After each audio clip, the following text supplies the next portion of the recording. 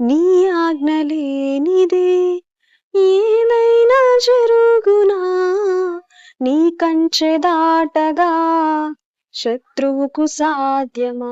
మా దేవా నీవే మా తోడుంటే అంతే చాలును. అపవాది తలచిన కీడులన్నీ మేలైపోవును. ఏమైనా చేయగలవు కథ మొత్తం మార్చగలవు, నీ నామముకే మహిమంతా తెచ్చుకుందువు.